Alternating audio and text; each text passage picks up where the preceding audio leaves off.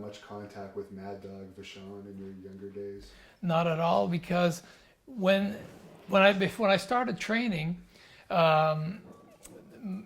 Maurice wasn't. He was like, I wasn't smart to the business, and so we didn't mingle with the heels. You know, when I wasn't smart to the business yet, we never mingled with the heels, so I never was around Maurice. And at the same time, when Maurice came back to Quebec in early '72, I think it was, they started up Grand Prix Wrestling, which was opposition to us. So then again, for me, Maurice was an enemy. He was here trying to take over the territory that we had. And your father's was called International Wrestling?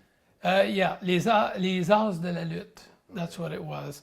Actually, the company name was Les Entreprises Sportives de l'Est, and the wrestling show was Les Arts de la Lutte, sur le matelas. But so I never mingled with Maurice. I only did later in life, when he was towards the end of his career, when Gino took over, and he was like on his retirement tour that he did in Quebec and stuff like that. And I spoke to him. Funny, I was at the WWF when I spoke to him more.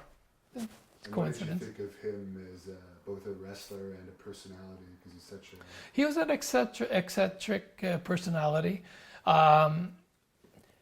I think there are different facets, different sides to Maurice. I think I like him better when he was older than when he was younger. I think he had a pretty hot temperament at one point. I remember one incident where one of his sons opened the car door and banged the car next to him. And Maurice, walloped him upside the head. His son was coming. I don't think that was the best way to educate your son. But then again, that was Maurice. There are times when he did abuse of some wrestlers that were starting in the business, stiffed them, a few concussions he's given to. I don't think it was very accidental. You know, Maurice liked to push it at times.